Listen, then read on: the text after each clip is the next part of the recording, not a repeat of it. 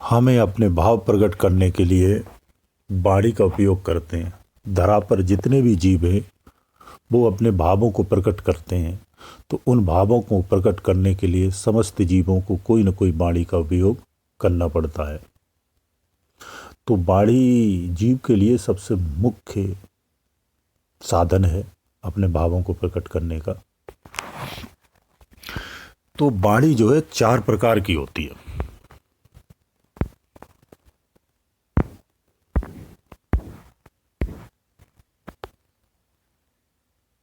जिसमें 3 रहस्यमय होती हैं और 1 खुली हुई होती है, जिसे बैखरी बाड़ी बोलते हैं। बैखरी बाड़ी वार्तालाप में इस्तेमाल की जाती, जिसे मनुष्य इस्तेमाल करता है।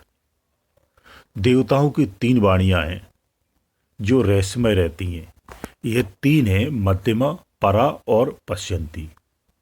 यह बोली नहीं जाती, किंतु देवताओं द्वारा बोली जाती हैं और प्रकट भी की जाती हैं। शब्द उच्चार तो नहीं होता है, किंतु शक्तियों का भंडारण या भंडाग्रह छिपा रहता है, जो इन्हें ग्रहण करते ही वे धन्य हो जाते हैं। इन 3-4 वाणियों से 4 वेद बने हैं। ब्रह्मांड की संरचना व्यवस्था में 4 ऋषि काम करते हैं: वसु, रुद्र, आदित्य और इंद्र।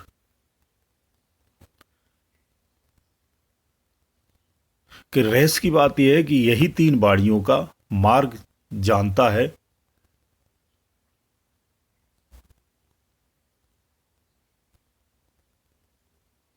उसकी व्याख्या चारों वेदों में की गई है, जो देवताओं के साथ जुड़ी हुई है।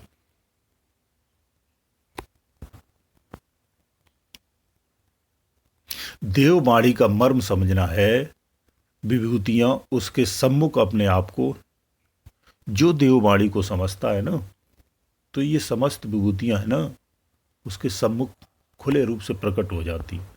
मध्यमा वाणी वह है जिसमें शब्दों का उच्चारण हो, तो नहीं होता है, पर संकेतों के अभिप्राय प्रकट होते हैं। चेहरा एक प्रकार का दर्पण माना गया है, उस पर विचारणाएं दौड़ती हैं और भावनाएं दौड़ती हैं। उन्हें पढ़ा जा सकता है और मन स्थिति का अनुभव लगाया जा सकता है। हाथों की मुद्राएं भी कुछ सामान्य संकेत करती हैं। भावनाओं की अभिव्यक्ति तो आंखों और ओठों के माध्यम से प्रधानता होती है। इस प्रकार से सभी अभिप्राय प्रकट करने वाली मध्यमा वाणी में कुछ कहने सुनने की आवश्यकता नहीं पड़ती है। तो भी व्यक्ति एक दूसरे की मन की स्थिति की आवाज को अवगत हो ही जाते हैं। यही विशेषता है कि भावनाओं और आकांक्षाओं का प्रगटीकरण तो बहुत ही सहज रूप से आसानी से हो जाता है। परावाणी, अब परावाणी वो है जो विचारों के रूप में मस्तिष्क में सदा चलती रहती है।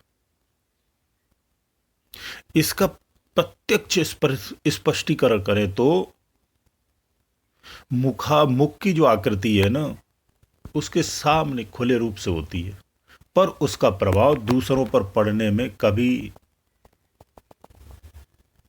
दिखता नहीं है। विचार प्रभाव एक सीमित क्षेत्र पर ध्रुव की तरह फैला रहता है। उसका प्रभाव काम करता है। धूप और छाया के मध्य जो अंतर पाया जाता है वही भले बुरे विचारों का होता है। सत्संग और कुसंग में आवश्यक नहीं है कि वार्तालाप द्वारा ही सब कुछ कहा और सुना जाए। विचारों की विद्युत तरंगें सीमावर्ती लोगों तक पहुंचती हैं और उन्हें परोक्ष रूप से भी अपनी प्रेरणा से अवगत कराती हैं और प्रभावित भी करती हैं। इसमें अधिक मन मुखी व्यक्ति दुर्बल मन वाले को परास्त करके अपना आधिपत्य जमा लेता है, जिसका प्रमाण यह है कि ऋषियों की कुटियों में देखना सिंह और गाय एक साथ पानी पीते हमने इतिहास में पढ़ा है। मैंने कक्षा 5 में पढ़ता था, मेरी बुक में था, कक्षा 4 या 5 की बुक में था हमारे में, मैंने वहाँ ये सुना है, पढ़ा है।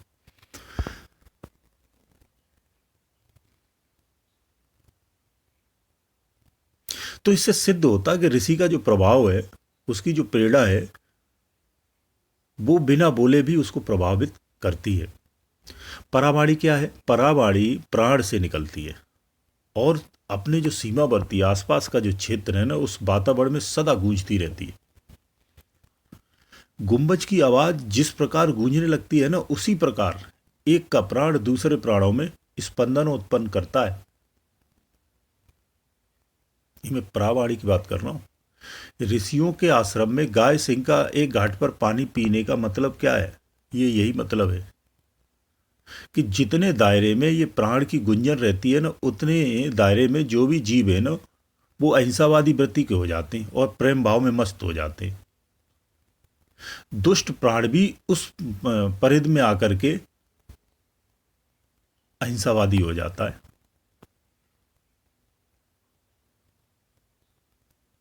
तो संत सज्जन जो भी है ना, वो भले ही वाणी से प्रवचन करें, पर उनकी अंतरात्मा या आत्माओं का जो स्पंदन है, वो आपकी आकांक्षाओं इच्छाओं तक पहुंचता है, आपके अंतःकरण को प्रभावित करता है। इसीलिए तो आप किसी संत के पास पहुंचते, आपके विचारों में परिवर्तन आता है। आपके उपदेश आदि सुनने से भी होता है, उसके सानिध्य में बैठने से भी होता है, उसके छूने मात्र से भी होता है। आप महसूस कर सकते हैं और किया होगा। वो बिना स्पर्श किए भी वातावरण में ऐसी ऊर्जा का संचार होता है कि यहां देववाणी है, ऐसा आपको महसूस होगा, जो एक से अनेकों तक पहुंच जाती है।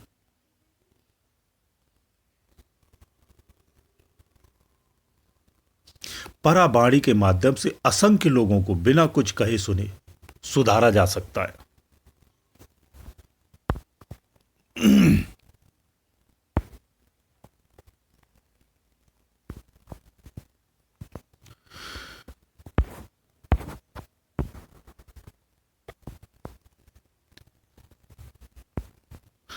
और दूसरी और तीसरी का अधिकाधिक प्रभाव होता है, क्योंकि उनके साथ अधिक ऊर्जा का समावेश होता है।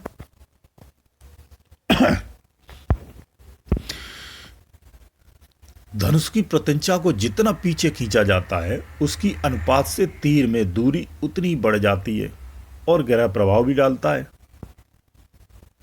मुख से मनुष्य ऐसे ही बेकार बकवास में अधिक सख्त व्यय करता है।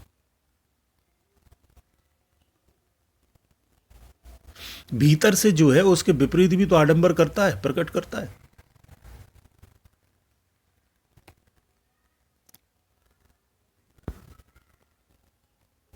विशेषता धर्म, आदर्श, कर्तव्य, दर्शन आदि के प्रवचन करने वाले लोग ऐसे भी होते हैं जो दूसरों के सदुपदेश देने में अपनी प्रवीणता प्रकट करते हैं। आंतरिक भावनाओं का समावेश मध्यमा में होता है। दर्शन आदि सूक्ष्मदर्शी होते हैं, तो ही चेहरा पढ़ सकता है और उसके सूक्ष्म उतार चढ़ाव को समझ सकता है। अन्यथा मंद बुद्धि जो लोग भूल भी कर सकते हैं, अपनी मनोवृत्ति के अनुसार दूसरों की भावनाओं का अर्थ लगा सकते हैं। वाणी और मुद्रा की जो परिधि है वो बहुत सीमित है। कान अपनी सामर्थ्य की दूरी से शब्द सुनते हैं और आंखों की शक्ति आकृति के रूप में छाई हुई है, जो एक आकृति या अभिव्यंजा को देख सकती है। मध्यमा द्वारा जो विस्तृत होने वाली विचार की तरंगे हैं ना, वो काफी दूर तक जाती हैं।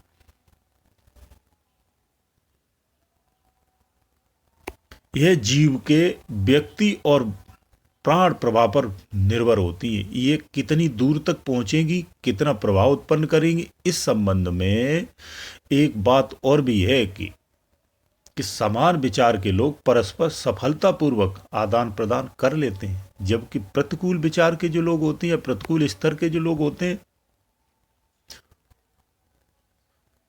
उनमें टकराव और छितरापन आ जाता है और फैल जाता है। वो अस्वीकृति और तिरस्कृत हो जाने पर वापस लौट आती है। पश्यन्ति बाणी यदि सामान्य क्षमता की हो तो अपने संकल्प बल से सीमावर्ती वातावरण में सद्विचारों का संचार करती है। पश्यन्ति बाणी का भंडार भरने के लिए साधक को न केवल अधिक समय मौन रहना पड़ता है, बल्कि उसे अपने शरीर और मानसिक दोष और दुर्गुणों का निराकरण करने के लिए सर्वदा ऊर्ध्वमुखी और पवित्र और बना रहना पड़ता है। तो ये चौथी बाणी पश्यन्ति बाणी है। तो अन्य तीन बाणियों की तरह ही इसमें भी न्यूनता है।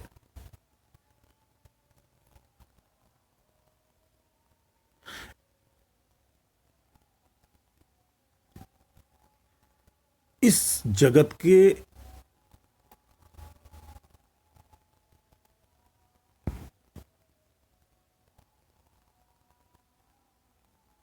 लिए मौन रहने का अभ्यास करना पड़ता है ताकि इस क्षमता को पूरी तरह संग्रहित करके रखा जा सके। मौन में शक्ति की बचत सबसे अधिक होती है। मनुष्य की प्राण शक्ति निरंतर वार्तालाप करने में बहुत अधिक खर्च होती है। ऐसी दशा में उसके दूरगामी जो परिणाम उत्पन्न करने जैसी क्षमता जो होता है वो शेष नहीं रहती है। जो वाचाल व्यक्ति होता है वो दूसरों को उच्च प्रयोजनों के लिए प्रभावित कभी नहीं कर पाता है। पश्यन्ति बाणी आत्मा से निस्तृत होती है और आत्मा को अपने ढांचे में ढाल लेती है। असुरों ने अपनी जमाने में पश्यन्ति बाणी के प्रभाव से समूचे लंका जैसे प्रदेश के सभी निवासियों को असुर स्वभाव में डाल लिया था।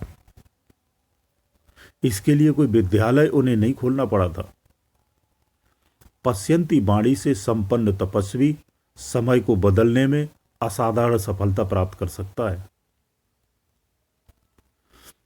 अरविंद महर्षि जो रमण जैसे योगियों ने सत्याग्रह आंदोलन के समय उस स्तर की अनेकों उच्च स्तरीय आत्माएं निर्मित कर दी थी।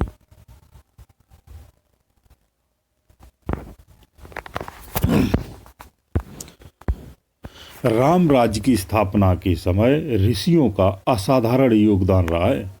लंगदेन में राम रावण युद्ध की भूमिका काम दे गई थी, किंतु जब समूची प्रजा का धर्मात्मा बनाने का प्रसंग आया तो उस प्रयोजन के लिए ऋषियों ने पश्यन्त बाणी के विस्तार का महाअनुष्ठान संपन्न किया। अश्वमेध यज्ञ जैसे प्रयोजनों में यह कार्य संपन्न हुआ है। पश्यन्ति बाणी जो होती है वो अत्यओजमयी होती है। वह सीमित क्षेत्र में अवरुद्ध नहीं करती, वरन उसका प्रभाव बहुत दूरगामी और अत्यंत प्रभावशाली होता है। ये व्यापक जनमानस पर अपना प्रभाव छोड़ती है। बेखरी बाणी काम नहीं आती है। वक्ता प्रचारक बहुत कुछ कहते रहते, किंतु उनके कथन का प्रभाव सीमित ही होता है। किंतु पश्यन्ति बाणी बिना एक शब्द कहे अनेकों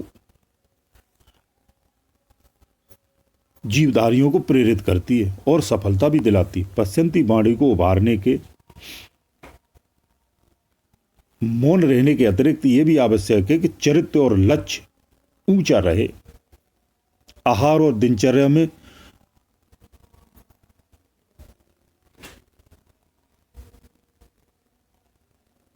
उत्कृष्टता का स्तर गिरने न दें। पश्यन्ति का उद्गम अंतःकरण से है, जिसमें प्रभावशाली प्रभाव अद्भुत करने के लिए यह आवश्यक है कि स्थूल शरीर की क्रियाकलाप सूक्ष्म शरीर के चिंतन और कारण शरीर के सद्भाव उच्च कोटि के बने रहें। इन सब संयुक्त उत्कृष्टता की ही पश्यन्ति बाणी का निर्माण होता है।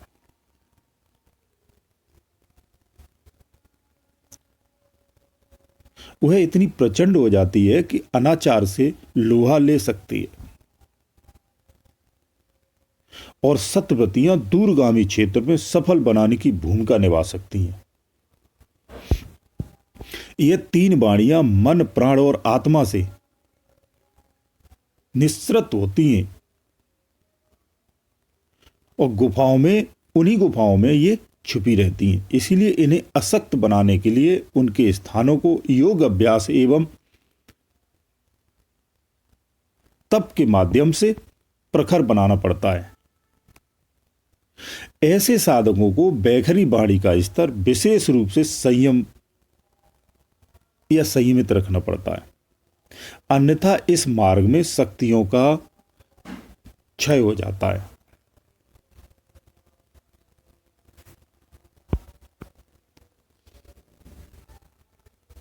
साप और वरदान के संबंधित अनेकों वाणियां चमत्कारिक प्रतिफल देती रही हैं और देती हैं। परा और प्रसन्ति की साधना का सत्य यही परिणाम है। यह वाणियां मनुष्य का चिंतन, चरित्र और व्यवहार शुद्ध होने से ही निखरती हैं।